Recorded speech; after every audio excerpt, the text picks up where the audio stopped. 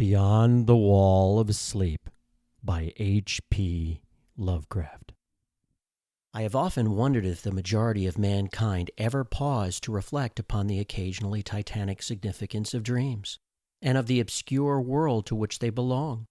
Whilst the greater number of our nocturnal visions are perhaps no more than faint and fantastic reflections of our waking experiences, Freud to the contrary with his puerile symbolism, there are still a certain remainder whose immundane and ethereal character permit of no ordinary interpretation, and whose vaguely exciting and disquieting effect suggests possible minute glimpses into a sphere of mental existence no less important than physical life, yet separated from that life by an all but impassable barrier.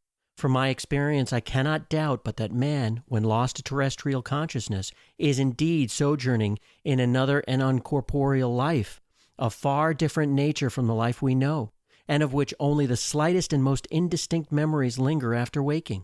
From those blurred and fragmentary memories we may infer much, yet prove little. We may guess that in dreams life, matter, and vitality, as the earth knows such things, are not necessarily constant, and that time and space do not exist as our waking selves comprehend them. Sometimes I believe that this less material life is our truer life, and that our vain presence on this terraqueous globe is itself secondary or merely virtual phenomenon.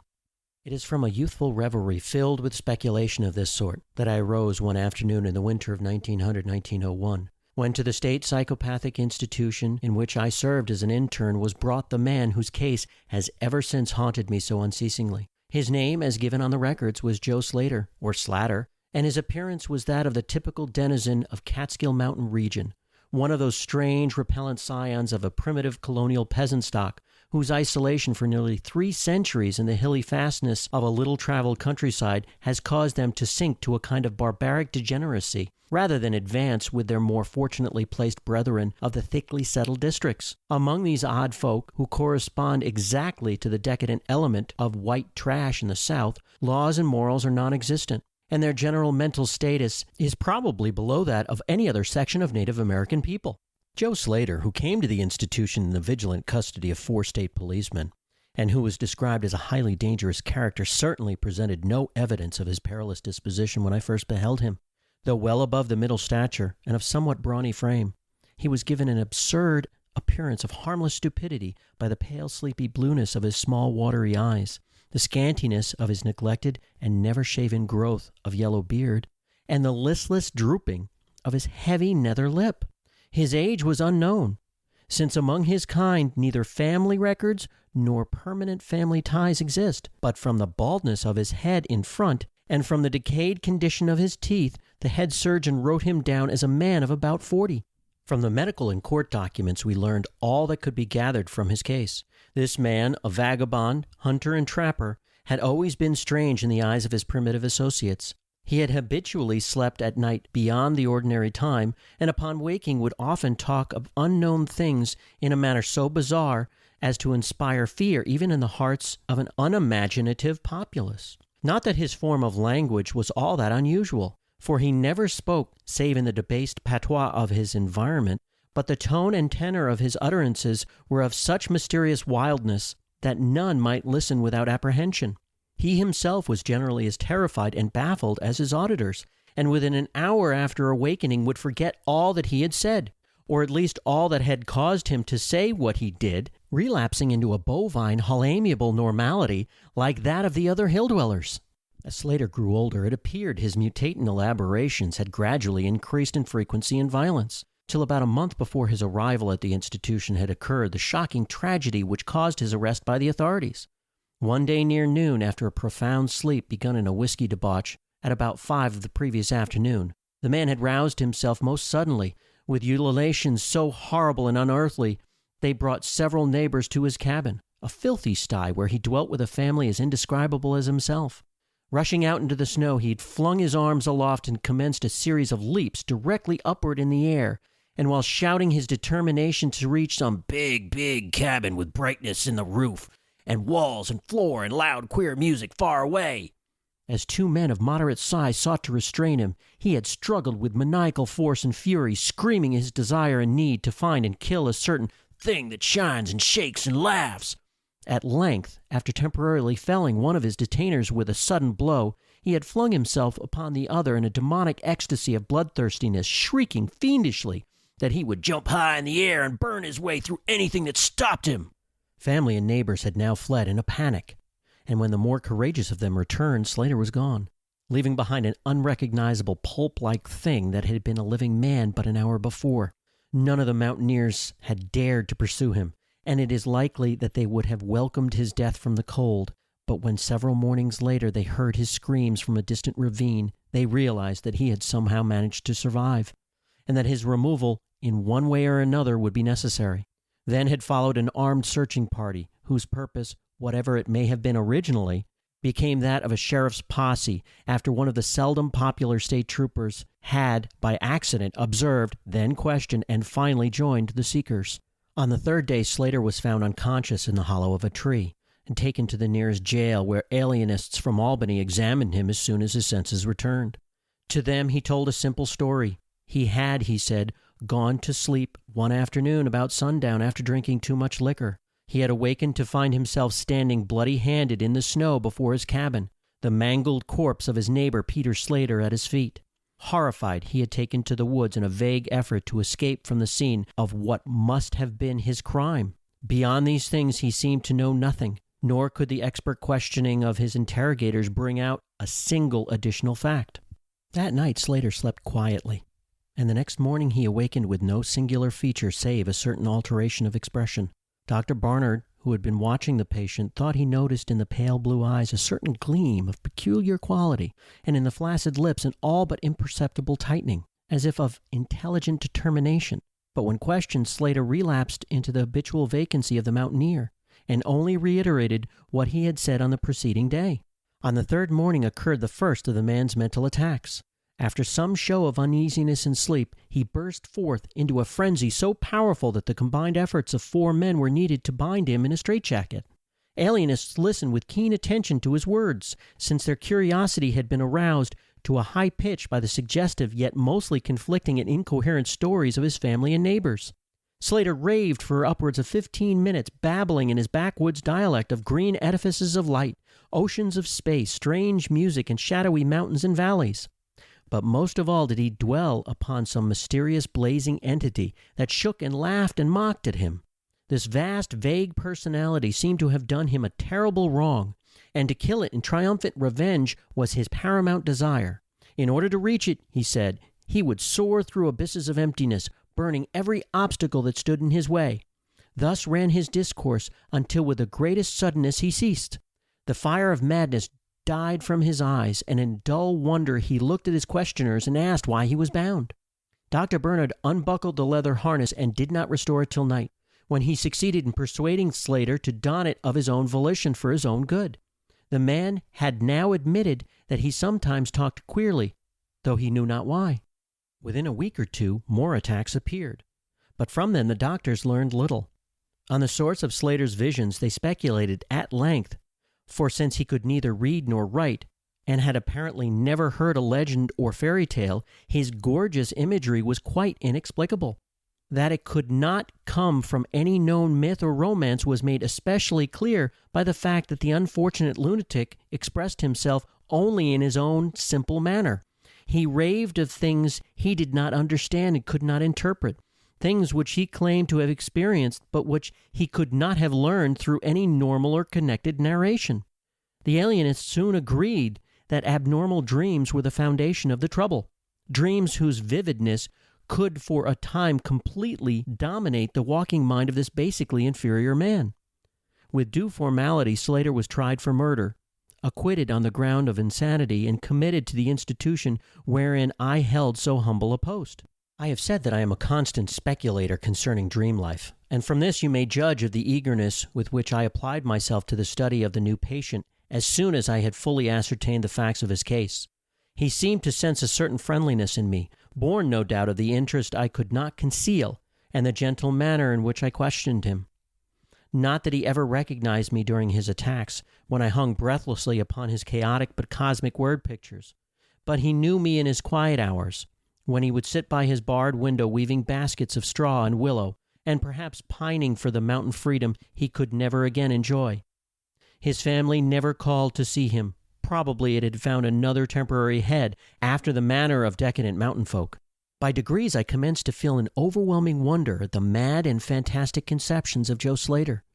The man himself was pitiably inferior in mentality and language alike, but his glowing, titanic visions, though described in a barbarous, disjointed jargon, were assuredly things which only a superior or even exceptional brain could conceive how. I often asked myself, could the stolid imagination of a Catskill degenerate conjure up sights whose very possession argued a lurking spark of genius? How could any backwards dullard have gained so much as an idea of those glittering realms of supernal radiance and space about which Slater ranted in his furious delirium? More and more I inclined to the belief that in the pitiful personality who cringed before me lay the disordered nucleus of something beyond my comprehension, something infinitely beyond the comprehension of my more experienced but less imaginative medical and scientific colleagues. And yet I could extract nothing definite from the man. The sum of all my investigation was that in a kind of semi-corporeal dream life Slater wandered or floated through resplendent and prodigious valleys, meadows, gardens, cities, and palaces of light, in a region unbounded and unknown to man, that there he was no peasant or degenerate, but a creature of importance and vivid life, moving proudly and dominantly, and checked only by a certain deadly enemy, who seemed to be a being of visible yet ethereal structure, and who did not appear to be of human shape, since Slater never referred to it as a man or as aught save a thing. This thing had done Slater some hideous but unnamed wrong, which the maniac if maniac he were yearned to avenge. From the manner in which Slater alluded to their dealings, I judged that he and the luminous thing had met on equal terms, that in his dream existence the man was himself a luminous thing of the same race as his enemy. This impression was sustained by his frequent references to flying through space and burning all that impeded his progress. Yet these conceptions were formulated in rustic words wholly inadequate to convey them, a circumstance which drove me to the conclusion that if a dream world indeed existed, oral language was not its medium for the transmission of thought.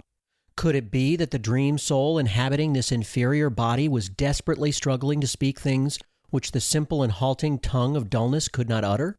Could it be that I was face to face with intellectual emanations which would explain the mystery if I could but learn to discover and read them? I did not tell the older physicians of these things, for middle age is skeptical, cynical, and disinclined to accept new ideas. Besides, the head of the institution had but lately warned me in his paternal way that I was overworking, that my mind needed a rest. It had long been my belief that human thought consists basically of atomic or molecular motion, convertible into either waves or radiant energy like heat, light, and electricity. This belief had early led me to contemplate the possibility of telepathy or mental communication by means of suitable apparatus, and I had in my college days prepared a set of transmitting and receiving instruments somewhat similar to the cumbrous devices employed in the wireless telegraphy at that crude pre-radio period.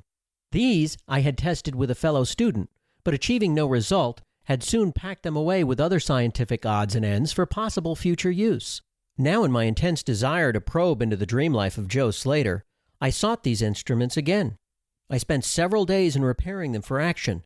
When they were complete once more, I missed no opportunity for their trial.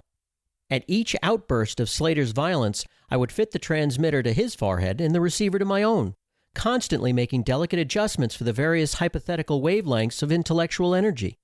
I had but little notion of how the thought impressions would, if successfully conveyed, arouse an intelligent response in my brain, but I felt certain that I could detect and interpret them. Accordingly, I continued my experiments, though informing no one of their nature. It was on the 21st of February, 1901, that the thing occurred.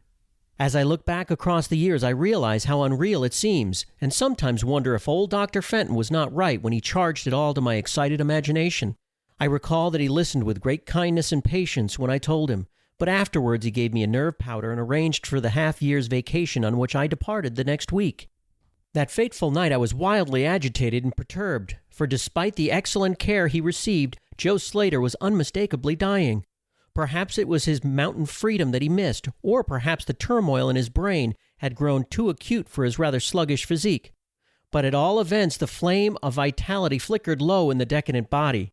He was drowsy near the end, and as darkness fell, he dropped off into a troubled sleep. I did not strap on the straitjacket, as was customary when he slept, since I saw that he was too feeble to be dangerous, even if he woke in mental disorder once more before passing away.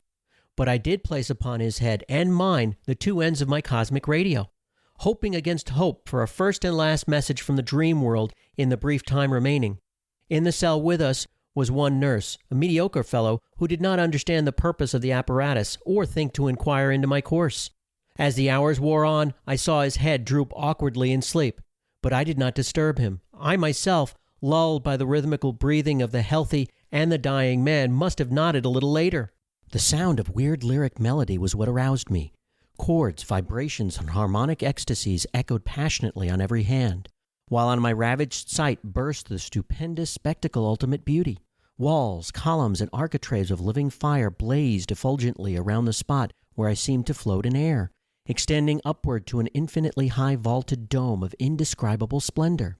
Blending with this display of palatial magnificence, or rather supplanting it at times in kaleidoscopic rotation, were glimpses of wide plains and graceful valleys, high mountains and inviting grottos, covered with every lovely attribute of scenery which my delighted eyes could conceive of, yet formed wholly of some glowing ethereal plastic entity, which in consistency partook as much of spirit as of matter.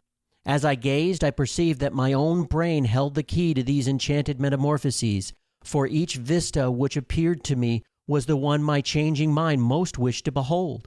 Amidst this Elysian realm I dwelt not as a stranger, for each sight and sound was familiar to me, just as it had been for uncounted eons of eternity before, and would be for like eternities to come.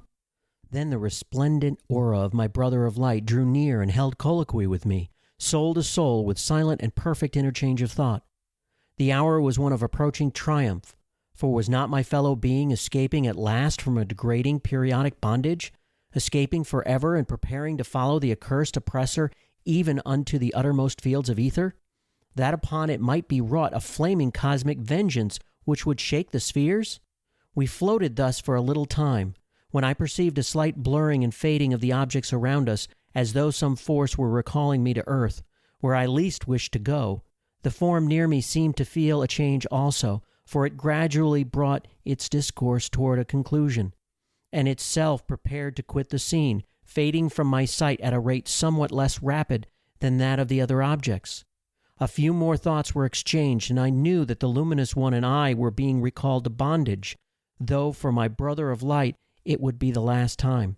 The sorry planet's shell being well nigh spent, in less than an hour my fellow would be free to pursue the oppressor along the Milky Way and pass the hither stars to the very confines of infinity. A well-defined shock separates my final impression of the fading scene of light from my sudden and somewhat shamefaced awakening and straightening up in my chair, as I saw the dying figure on the couch move hesitantly. Joe Slater was indeed awakening, though probably for the last time. As I looked more closely, I saw in the shallow cheeks shone spots of color which had never before been present. The lips, too, seemed unusual, being tightly compressed, as if by the force of a stronger character than had been Slater's. The whole face finally began to grow tense, and the head turned restlessly with closed eyes.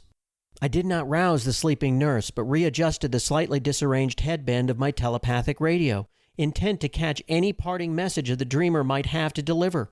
All at once the head turned sharply in my direction, and the eyes fell open, causing me to stare in blank amazement at what I beheld. The man who had been Joe Slater, the Catskill decadent, was gazing at me with a pair of luminous, expanding eyes whose blue seemed subtly to have deepened. Neither mania nor degeneracy was visible in that gaze, and I felt beyond a doubt that I was viewing a face behind which lay an active mind of high order.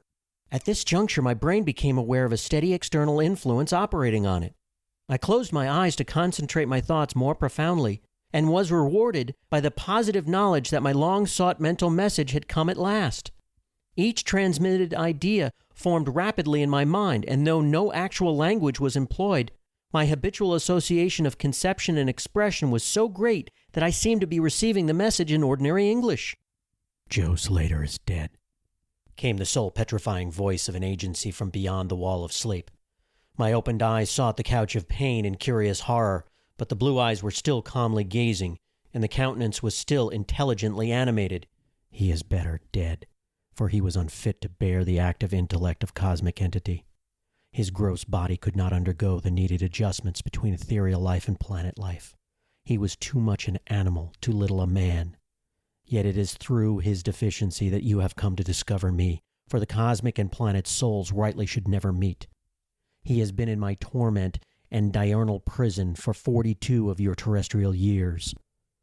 I am an entity like that which you yourself become in the freedom of dreamless sleep. I am your brother of light, and have floated with you in the effulgent valleys. It is not permitted me to tell your waking earth self of your real self, but we are all roamers of vast spaces and travelers in many ages.